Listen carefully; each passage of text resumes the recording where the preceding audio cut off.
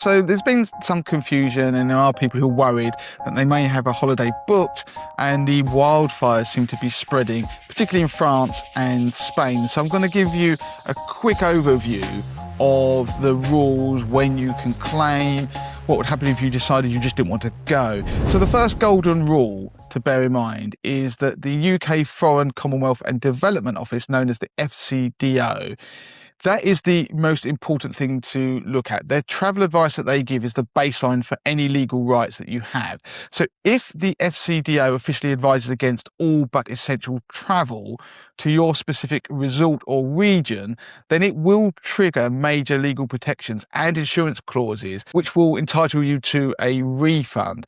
Now, of course, if you're already there, then you need to ignore the refunds for a second and just prioritise your safety. So you have to follow all the local authority advice and evacuation orders. So if we just focus on people who haven't yet gone there, well, there are two types of people. There's those people who've booked package holidays, and these people have the best cover. So if you've booked a package holiday, then you're protected under the package travel regulations. So that means the tour operator is legally responsible for the entire trip. So if the FCDO warns against travel, then you are legally entitled to a full refund or a replacement holiday.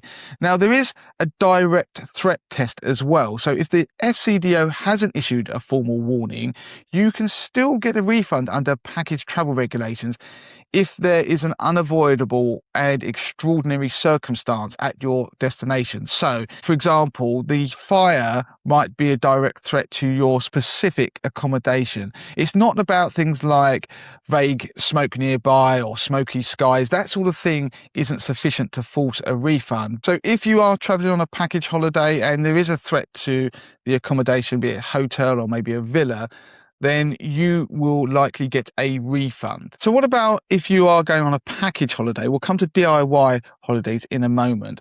But if you're on a package holiday and you decide you are anxious about the situation and you don't think it's safe and you don't want to go on holiday, well, if the FCDO say it's okay, then you don't have an automatic right to a refund just because you're being cautious.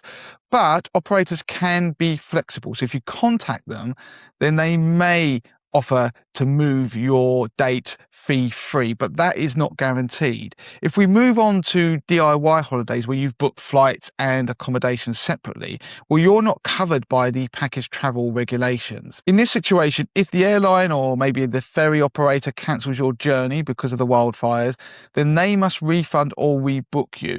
If the hotel you were going to stay in is damaged, it burns down, or it's forced to close, then they must refund or rebook you as well. Interestingly, I mentioned about if your flight's cancelled, you'll get a refund or you can rebook. But if your flight is heavily delayed, so over 3 hours, then you won't necessarily get the standard UK/EU delay payout. So airlines class wildfires as an extraordinary circumstance, which is outside of their control. So that means that they owe you a refund if they cancel, but they don't owe you compensation for the inconvenience of a delay. So if you are doing a DIY holiday and you decide to be cautious, so maybe you don't want to go on holiday or you decide you didn't want to go to a particular hotel once you got there, then you're going to find it very difficult to get a refund. And Section 75 of the Consumer Credit Act, if you pay by credit card, won't help you. Neither will the chargeback on a debit card, because technically the airline and hotel are still providing the service, so there's no breach of contract. So you will find it difficult to make a claim under Section 75 or any kind of chargeback scheme with your debit card.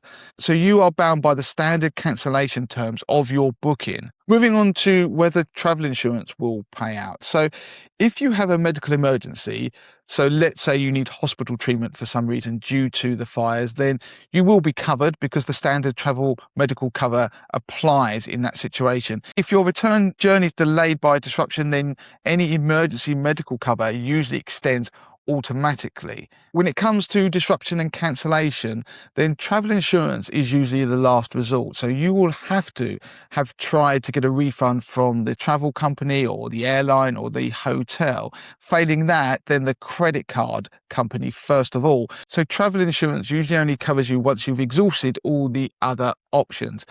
When it comes to timing of buying insurance, this is really important, and it just reinforces why you have to buy travel insurance as soon as you book your trip. Even if your trip is going to be months into the future, it's important to buy your travel insurance straight away. And that's because if you haven't booked travel insurance and you're due to travel, then it is incredibly unlikely that you will be able to make any claim on travel insurance in relation to the wildfires, because when it comes to travel insurance, if a known event is taking place before you buy your policy, then you won't be covered for that. In this case, wildfires. The same rule applies to other scenarios, like, for example, if you become ill and you're unable to go on holiday.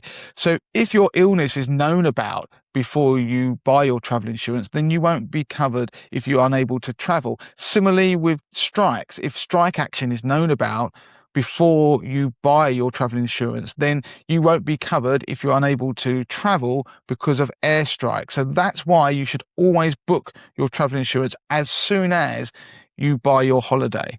And the last thing I want to mention is that situations like this highlight the difference between travel insurance policies. So financial ratings firm De Facto found that only about half of travel insurance policies include natural disaster or catastrophe coverage. Budget policies often exclude natural disasters entirely.